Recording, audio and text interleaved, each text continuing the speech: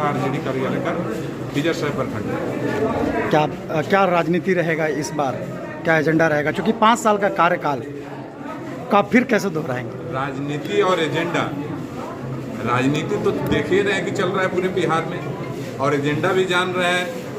क्या क्या घोषणा किए माननीय तेजस्वी भैया, वो छुपा हुआ नहीं है। माई बहन सम्मान योजना, हर महिला को 2500, और सामाजिक सुरक्षा पेंशन 1500, 500, गैस सिलेंडर, बिजली 200 यूनिट। तो एजेंडा तो सब जान ही रहे हैं। 30,000 पर महिला रोजगार के लिए A to Z का समीकरण हम लोग का है। तो हम लोग सभी कास्ट, सभी वर्ग एकजुट होके, अतरी का एक ही नारा है, बाहरी भगाओ अतरी बचाओ। एक तरफ कहा भी गया है कि परिवार को सरकारी नौकरी का वादा किए, तो कैसे करेंगे वो, कहाँ से बजट लाएंगे? अब आप ही बताइए कि माननीय तेजस्वी भैया अनाउंस किए कि 10 लाख नौकरी हमारी सरकार बनी तो देंगे युवाओं को। उस पर हमारे पलटू चचा बोले तेजस्वी जी कि कहाँ से होटवार जेल से अपने बाप के पास से लाओगे, लेकिन उन्होंने करके दिखाया ना। भरोसा रखिए तेजस्वी जी, तेजस्वी मतलब भरोसा, आपको करके दिखाने वाला तेजस्वी प्रसाद यादव जी। अच्छा, इस बार फिर जनता ने आपको मौका दिया, तो कौन सा ऐसा कार्य है जो आपसे छूट गया हो?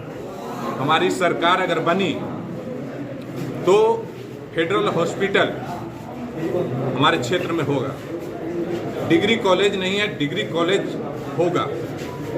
तपोवन के पास में मोहड़ा जो ब्लॉक सुने हैं, जो 25 वर्ष में ये निकम्मी सरकार करवा नहीं पाई, एक भवन तक नहीं बनवा पाई। मोहड़ा ब्लॉक में भवन बनेगा। जुहू सफारी बीच जो हम लोगों का जमीन लिया गया, उसको नालंदा में ऐड किया गया, लेकिन हम लोग की तरफ से द्वार नहीं दिया गया। पर्यटक लोग घूम के जाते हैं राजगीर की तरफ से, वहाँ पे द्वार बनवाया जाएगा। और हमारे जो देखते हैं कि रेलवे लाइन में जो ट्रेन आ रहे हैं, तो मात्र एक ट्रेन चल रही है, उसको बढ़ाया जाएगा। जो इस्लामपुर में रुकी हुई रहती है, उसको आगे तक, नटेसर से आगे तक भेजा जाएगा। तो बहुत सारा मुद्दा है जिसको करना अभी बाकी है। हमारी सरकार नहीं थी, हम लोग विपक्ष में थे, लेकिन कर नहीं पाए। मैं आपको बताना चाहता हूँ कि हमारे क्षेत्र के जीतन राम मांझी जी के और सुमन जी के विधायक रंजीत ज़्यादा बजाय ज़्यादा भी रहा, लेकिन मैंने बहुत रिक्वेस्ट किया, पैड लिख कर दिया, 3-3, 4-4 बार उनके आवास पे गए, फिर भी यहाँ अतरी क्षेत्र का एक भी पैन का सफाई नहीं हुआ। बड़की पैन का सफाई सबसे ज़्यादा जरूरी था। लोग मांग उठाते रहे, हम लोग भी मांग उठाते रहे, लेकिन उस विभाग के मंत्री, हम पार्टी के जो मंत्री सुमन कुमार जी, जीतन मांझी जी के सुपुत्र, वो मेरे ही क्षेत्र में उनका घर है महकार, लेकिन अपने घर के लिए नहीं कर पाए। और आज बाहरी बेटा लाके अतरी को सौंप रहे हैं। अपना घर का बेटा सुमन जी नहीं कर पाए, और बाहरी को ला रहे हैं, ला के सौंप रहे हैं। 10 करोड़ में टिकट बेच देते हैं। तो ये अतरी की जनता उन लोगों को चुनाव के समय जवाब देगी, वोट देगी। कहा गया है, लोकल लोग भी कहते हैं कि लगातार भ्रष्टाचारी चरम सीमा पर है।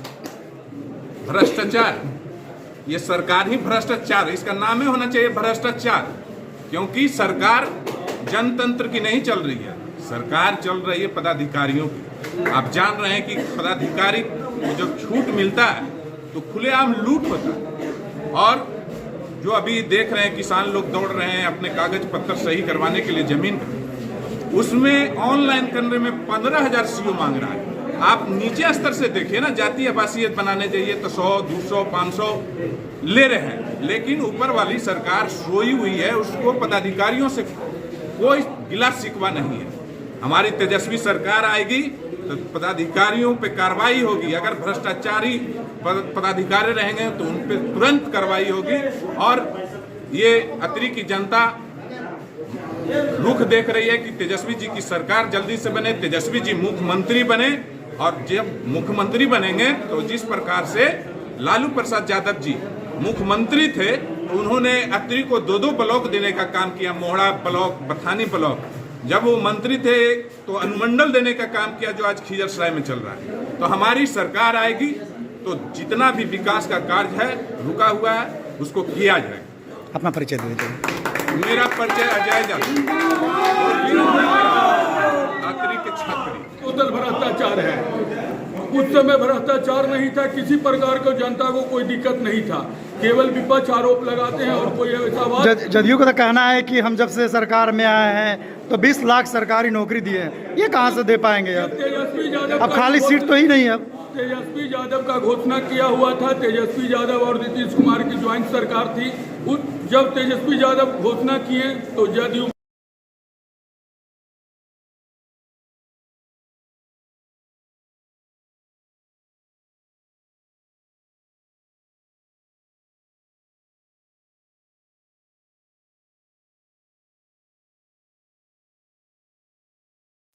वैकेंसी खाली है, उस वैकेंसी को ही भर दिया जाएगा, नौकरी हो जाएगा। नौकरी नहीं काहे होगा? जितने कल कारखाने इनके राज्य में बंद हुआ, चाहे जितने चीनी मिल हैं, खाद कारखाना है, वो सब जब चालू होगा तो उसमें नौकरी मिलेगा कि नहीं? और जितना खाली जगह है उस जगह को भर दिया जाएगा, नौकरी मिलेगा। आज सब अनुबंध पर और ये बहाली करके वो 5 साल के लिए विधायक बनते हैं या मंत्री बनते हैं या सांसद बनते हैं, उनको पेंशन चाहिए। जो 30 साल नौकरी करेगा उसको पेंशन नहीं चाहिए।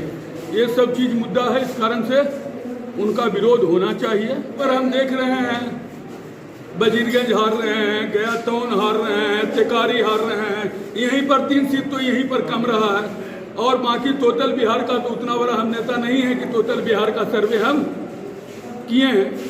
बाकी जो आरजेडी का और इंडिया गठबंधन का जितना सीट है मगध में वो बरकरार है। और एनडीए का 3 सीट हम गया मगध में ही गया जिला में ही हारते हुए देख रहे हैं। 10 में 3 उठा, तीनों हारते हुए हम गया जिला में देख रहे हैं। अपना परिचय दीजिएगा। हमारा नाम लाल सिंह हुआ, घर बाना। मीडिया भाई मेरे पास आए हैं पत्रकार भाइयों के द्वारा, इनके सहयोग से अतरी विधानसभा क्षेत्र के महान मतदाता माँ बहने को मैं नमस्कार प्रणाम आदाब करता हूँ। और आज मेरा पार्टी कार्यालय महागठबंधन को से जो खुला है उसका उद्घाटन करता मुख्य रूप से हमारे महागठबंधन के प्रत्याशी श्रीमती बैजंती देवी और राजद वर्तमान विधायक अजय यादव ने संयुक्त रूप से किए। हजारों की तादाद थी हमारे पास, 7 महागठबंधन के लोग थे, अपार कार्यकर्ता थे। ज़्यादा हम लोगों ने सूचना नहीं दिया था। हम लोगों ने कल ही निहित समय में 2 बजे ने तय किया कि कार्यालय का परमिशन हो गया, हम लोग कार्यालय का उद्घाटन कर दें। अगर हम लोगों ने ग्रामीण क्षेत्र में जाकर के भ्रमण करता तो आज मेरे पास 50,000 60,000 की भीड़ रहती जो खिजरसराय जाम हो जाती। लेकिन इसके अनुसार भी आप देख रहे हैं कि 2,000 लोग हैं, यह कार्यकर्ता लोग हैं। किसी को हम लोग घर जाकर निमंत्रण नहीं दिया, कानों कान सूचना हुई, 1-2 जगह हम लोगों ने फ्लैश किए और मेरे उम्मीदवार के प्रति श्रद्धा सुम के साथ उपस्थित हूँ। लेकिन कथाकथित लोगों का कहना है कि अतरी में जिस तरह से विकास होना चाहिए वो विकास नहीं हो पा रहा, कहीं ना कहीं किसकी दोष? मैं बोलता हूँ हमारा देश 1947 में आज़ाद हुई थी। असेंबली का चुनाव 1952 से हो रहा है। 1952 से आज 2025 आ गया। अतरी में पहले क्या था? सड़क नहीं थी, विद्यालय नहीं था, आने जाने का सुविधा नहीं था। झुग्गी झोपड़ी स्लम में रहने वाले लोग यह बताएंगे कि विकास हुआ है कि नहीं। राजघराने का लोग, भाजपा का लोग नहीं बताएंगे। उनको तो विकास कम महसूस होगा ही, क्योंकि उनके पास महल है। अडानी का पता चलेगा कि अतरी में विकास हुआ है। यह तो विकास बताएगा झुग्गी झोपड़ी और स्लम में रहने वाला लोग, जिनके पास रात में भोजन करने के लिए पर्याप्त रूप से रोशनी नहीं थी, बिजली नहीं थे।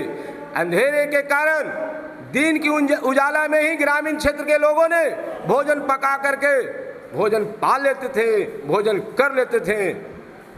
लेकिन विपक्षी का कहना है ये 5 साल से विधायक थे, लेकिन अपने विधानसभा के लिए ऐसा कोई भी फंड मांगने के लिए नहीं जाते। पटना क्या, गया भी नहीं आते। मैं बोलता हूँ हमारे माननीय विधायक तेज तरार और पढ़ा लिखा है। रोड का इन्हें तो जलवा छा दिए। जितना रोड इन्होंने विपक्ष में रहते हुए लाए, कोई माई का लाल एमएलए नहीं ला सकते। सत्ताधारी का लोग 200 रोड लाए। इसके पहले हमारी स्वर्गीय माता श्रीमती कुंती देवी थी। आज उदाहरण है जगडिया, लड़ंकिया, ललियारी, बलियारी।